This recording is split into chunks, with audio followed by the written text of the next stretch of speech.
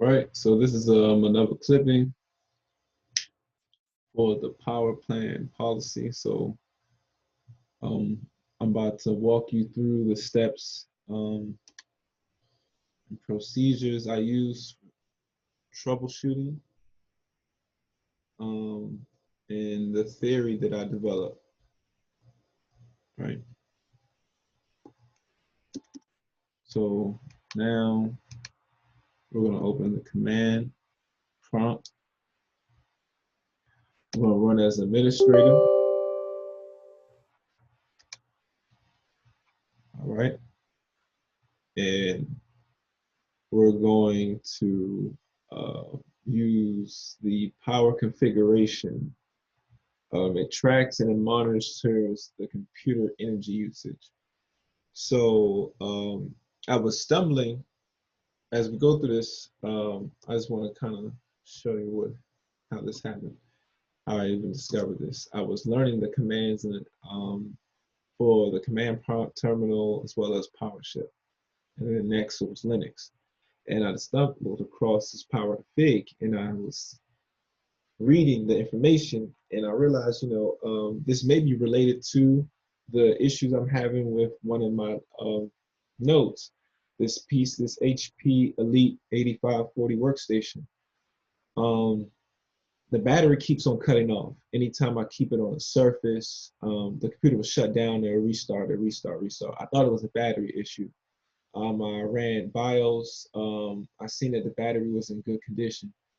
So it wasn't a battery issue. Then I thought maybe it was a plug issue, but I'm like, that doesn't really make any sense because it stays fully charged. Normally, if it's the actual the adapter for the power plug, the battery would continuously to drain even if it's plugged up. You wouldn't get a full charge. It would take a long time for it to fully charge. It takes maybe 30 something minutes, if that, for this thing to fully charge. And it takes about 30 minutes for the battery to die as well, though. So I'm like, I don't really know. Maybe it's just because the legacy computer is running out, or I'm running too much, activities on it. But then when I'll just run, delete apps, close a lot of tasks out, maybe just look at one video at a time, and it would still shut down. Regardless, no matter how much CPU usage, it would find itself to shut down, right? So then next thing you know, I come across these commands. So I see power config on here, and it explains to me that it tracks and it manages the computer uses of energy. It's a great power tool for managing and configuring the uses of energy, right? So you can run a power config device query, right? So this is what we're about to do now. We're about to run a power config device query, and we're going to see what happens here, right? Excuse me, must have been a typo here. Let's clear this. I don't know this one by heart, so you guys gotta bear with me on this. Still in these commands. Let's see. Power config device.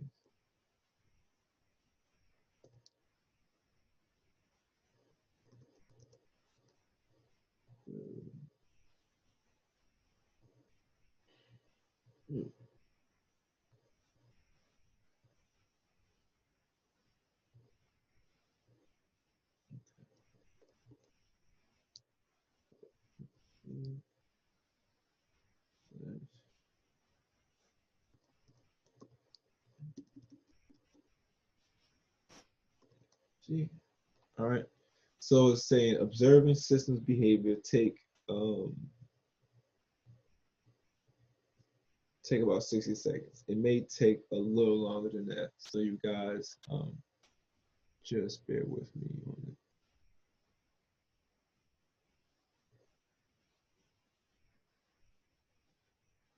it. Okay, we're back.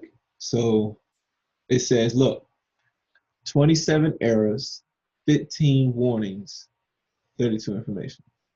27 errors, 15 warnings. Wow. All right, so in order to get this report, this is what we do. There's several methods, but this is an easy method right here because it's HTML.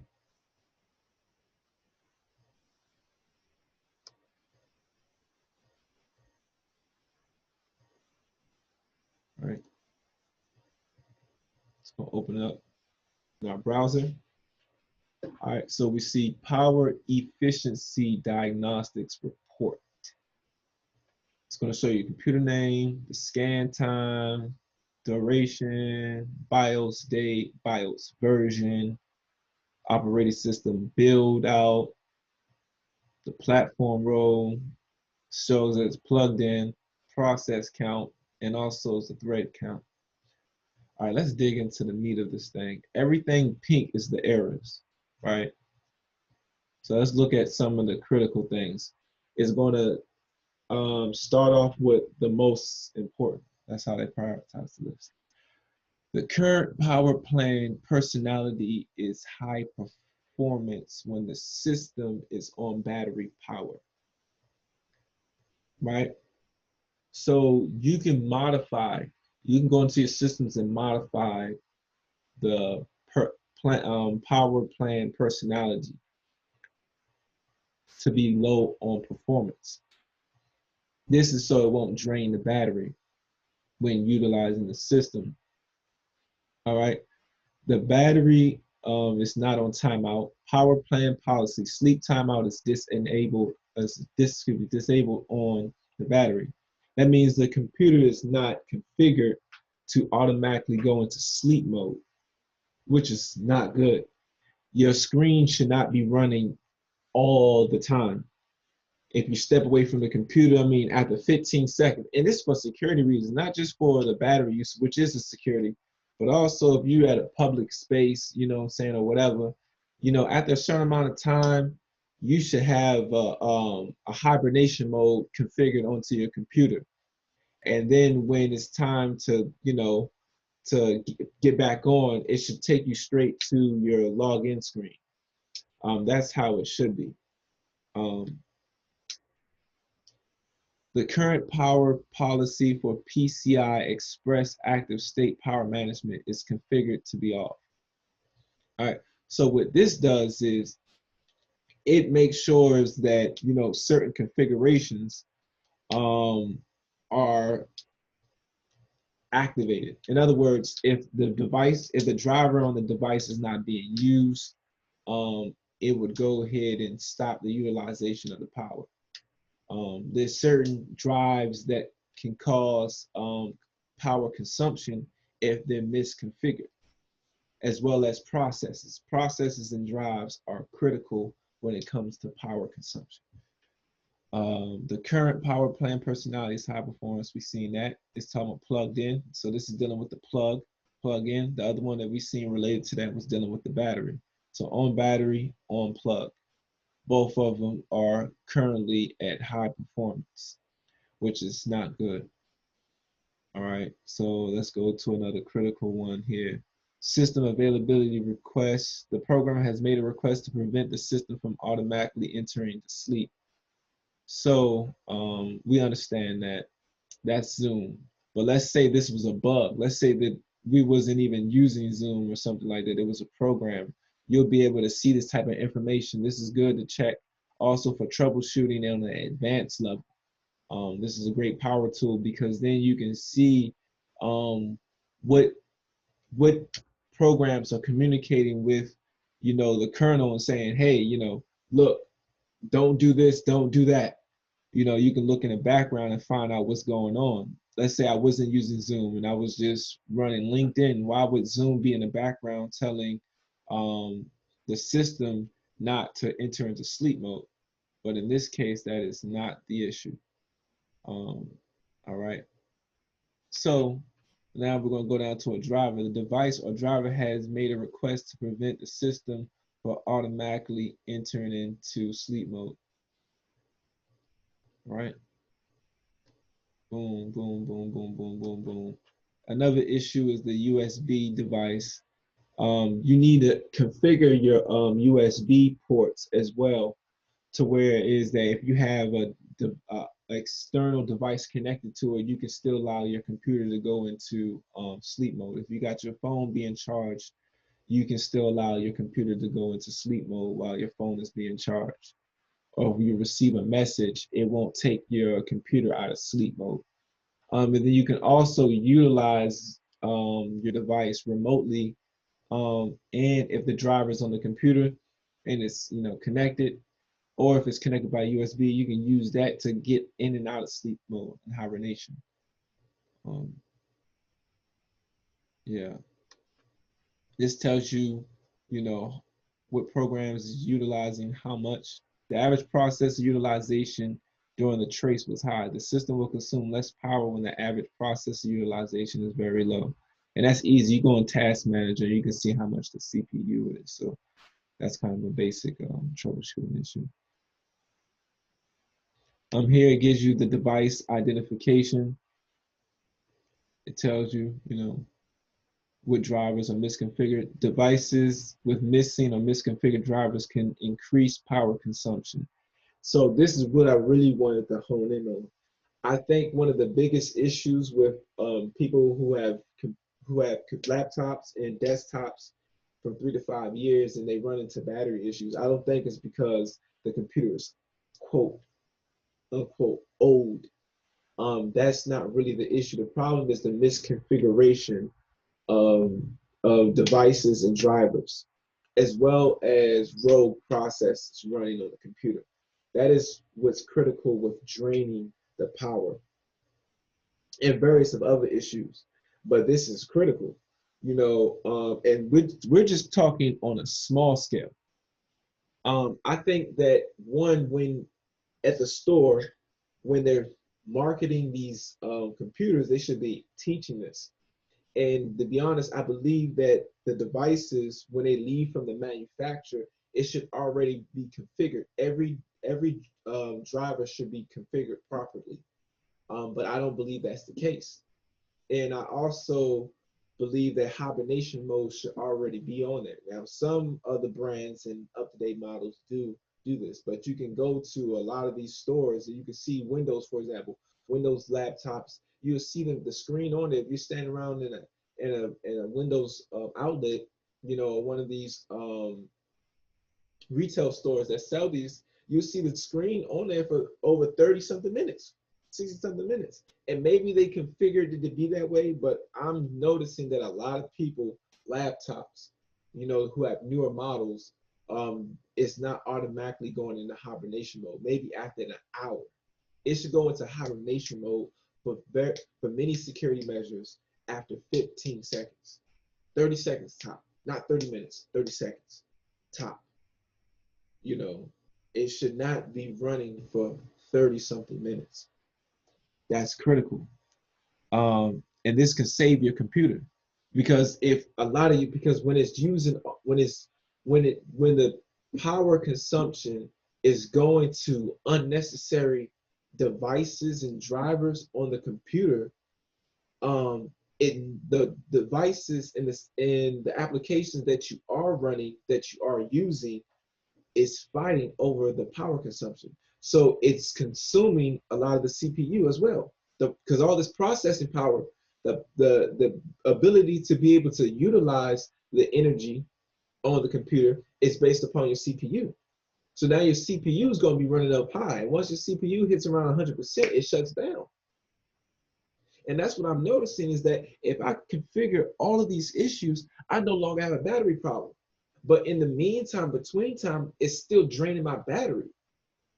After all of this time, I had this laptop. I got it refurbished. It was used for maybe like 6 months, 6 to 8 months tops. And I know my battery has been being drained. These batteries have life expectancies for like 15 to 20 something years.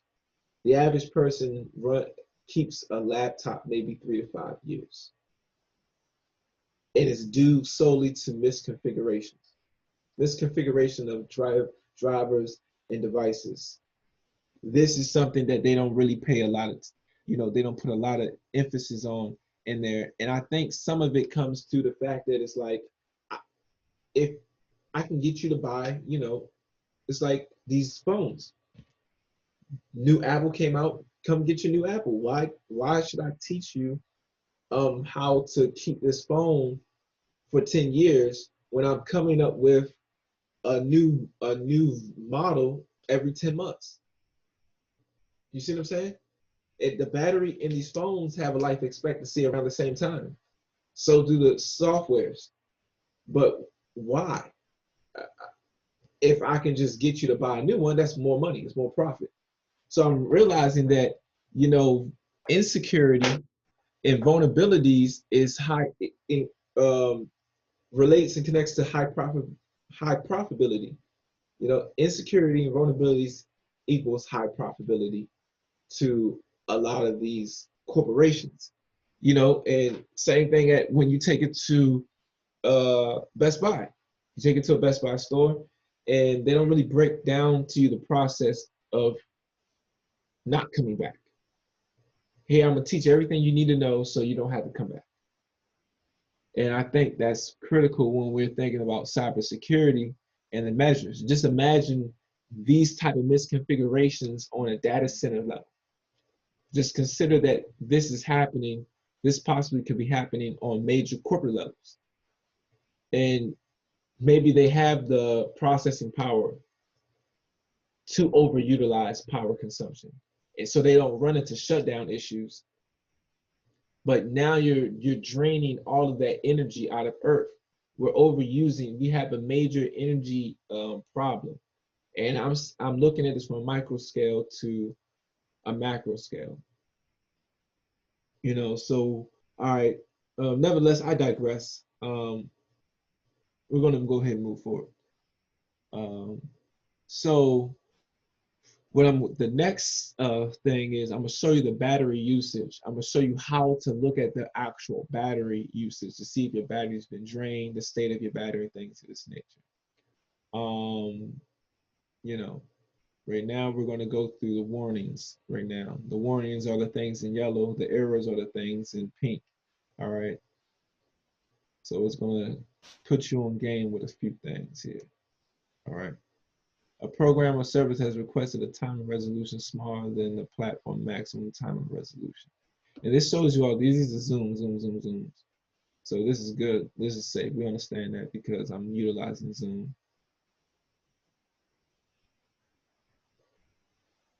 All right, so this is timeout is way too long. It says this display configured to automatically dim after longer than 5 minutes. See, that said, and this was inside the warning section. They say it shouldn't be no longer than 5 minutes. Obviously, that's what they're indicating. The display is configured to automatically dim after longer than 5 minutes. I'm saying after 30 seconds. They're saying no longer than 5 minutes. You know, on battery, and it says while plugged in, it should be 10 minutes. So pretty much the recommendation for this HP, you know, maybe because this is how old this thing is, you know, legacy. Maybe that's how they think back in the day. But it's pretty much saying that, you know, while running on battery, meaning that your adapter is not plugged in and it's just running straight on the battery, the display should close down after 5 minutes. And on battery, on the plug, it should close down after 10 minutes. All right? So these are good practices to know and understand. All right, so now when troubleshooting, right, when you're trying to understand some things about troubleshooting using this program here, this is what's great. Because let's say there was some rogue processes. I want you to know that not every process shows up. There's going to be another separate video on that of how to use the command line to find processes that do not show up in Task Manager. This as well came from, this is a stat that came from Task Manager, not Resource Monitor. Resource Monitor, no, there's no tool that will show you this other than using the command on this HP. Now, and I think on all Windows systems, all these Androids. Now it will show you what processes as well. Remember, we showed you the devices and the drivers.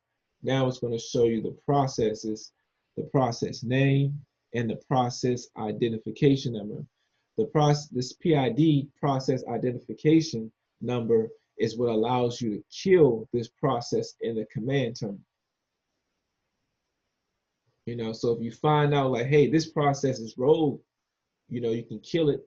And once you kill it, then you can go and delete it.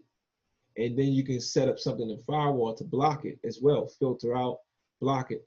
If it's not rogue, but you don't need it and it shouldn't be running because it's connected to this other, you can kill the whole entire process tree, kill the roots, or you can just take down this process so it won't be consuming the energy power. All right. And this is just general information for you to know. The stack modules are showing you the lowest platform timer setting in this process. Right here was these, and this is how it's stacked out. So we're running this right now. So this is good. We already understand all of this. This is going all the way from the system, from the root, which is the kernel. It's a 64, but the programs I run is on 32. Then it goes all the way up to the application layer. So this is like from physical layer up to application layer. Anybody understands the 7 layers of the OSI model? Boom. All right. So it's good for you to set up a policy plan, a policy power plan. It's critical. Whether you're a systems admin, whether you're a tier tech, if you want to impress, what I'm saying, your employer, your supervisor, your manager, run through this. Go through this right here. So I'm going to take you to the next step. We're going to check out the battery. We want to see what's going on with the battery now, right? Let's get a battery report. Now, mind you, everybody's not going to look the same. Just want you to know that. Y'all might find some more juicy stuff. We're going to pause this for a second because it may take a while. All right, we're back. So again, highlight, right click again. More than likely, you're going to have to delete that dot after the HTML. If you don't, you're going to get an error like this. See, it's not recognized. So what you do is you just right click again, delete that dot.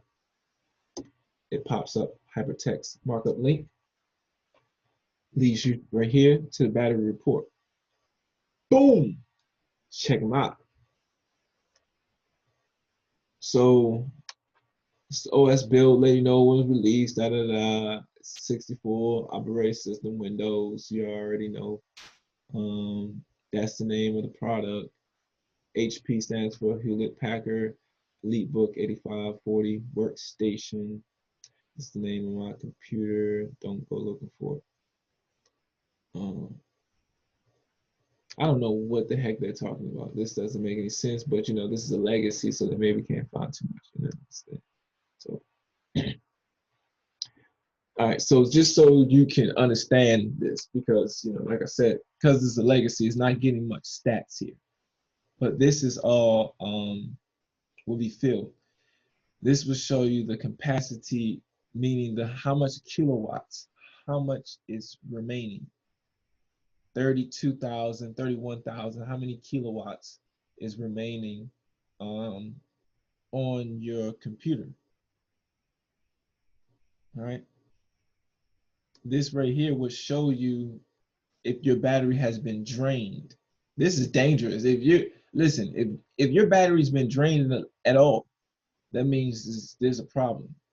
You have a critical problem. I probably have a critical problem, but because of how old this is, It doesn't really, some drivers are not compatible with this Windows 10 operating system. You see what I'm saying? It's not really compatible with this. I had to do a lot of configuration to even get Windows 10 to operate on here. Like when I try to update certain drivers from HP website, they didn't have none available for the Elite Book workstation. You know what I'm saying? So this is the reason why you see missing data.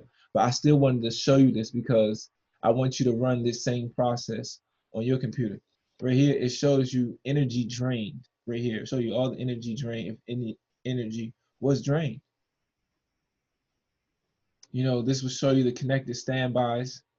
And I'll go here shortly and show you exactly what a connected standby is. Right here, you will see a history of full charge capacity and design capacity. Design capacity means that HP, what is the design capacity of electrical, or the full max electrical usage on a computer, on this particular device, 32,000 watts. Let's say it was 32,000 watts. You see that right here. But it can go over. You can see more or less full charge capacity. If it's under, that's good. If it's over, that could be bad because that means it could be overly charged. And sometimes that happens because people are plugging their laptop directly into the outlet in the wall. You should use dang, what is those things called? Uh, I'm so sorry about this. My bad, guys. A surge plug protector. That's what it is. A surge plug protector. So yeah, a surge plug protector is what you should use because it reduces, it has a capacitor inside that reduces the amount of electrical charge that is received to the device that is plugged into it. So you're not going to receive that. In other words, to keep it simple, you're not going to receive that full potential electrical charge that's shooting out of that outlet in the wall. Is going to modify it. It's going to keep it at a certain threshold, and then it's going to distribute that energy out throughout the devices on it. And if any time, what happens is if any time that there is electrical surge that goes over that threshold, it shuts off the whole surge protector to protect anything from, blowing up and stuff like that. So, but sometimes the device could receive a overload. You could see a 3200 when it was only designed, 32,000 when it was only designed to receive 3100. And when you note something like that, you should ask yourself, is this device being plugged directly into the wall? Or am I keeping the device fully on the charger a little too long? Sometimes you want to go look into the specs, look at the manual of the laptop or the desktop and see what type of power adapter they use to see how much watts it produces. Don't think, every device is just superbly and efficiently made. Everything can be improved. So sometimes those power adapters could be an issue. All right, so, and then normally right here it will tell you the battery life estimates, how long this battery life should last. Give you the estimates right here. All right. So now going back here, because I promised you guys I'll explain to you what these SS what the connected states are. So it says sleep state allows the computer to enter low power modes after a period of inactivity. S3 sleep state is the default sleep state for Windows platforms. The S3 sleep state consumes only enough energy power to preserve memory contents and allows the computer to resume working quickly. Very few platforms support S1, S2 sleep states. Now, this will tell you right here what sleep state your device supports. Mine supports S3 only, which is importance as most devices do, but you'll find some that supports also S3 and S4. Have not yet to seen one that says S1 or S2. Please leave a comment below if you guys know any device that supports the others and what information you got on it. All right. So now we're gonna go ahead and close this. So all right, so I'm gonna tell you before we close this, what I'm gonna do is I'm gonna go and reconfigure all of these devices. I'm gonna make another video. In the next video, you will see the list, how you can check out a list of all the drivers that are on your computer. And then we'll go to the step of reconfiguring these devices and these drivers as well. And whatever nuances and tasks that I gotta go on here, I will make a video about putting the computer into hibernation mode. And it's really, there's a task on here to do that. There's a command terminal where you can just do it straight from the command prompt to make the device go into hibernation mode. So you guys bear with me, make short little clips, and we'll be back. Please like, subscribe, and share. Gotta keep the content rolling, free of charge.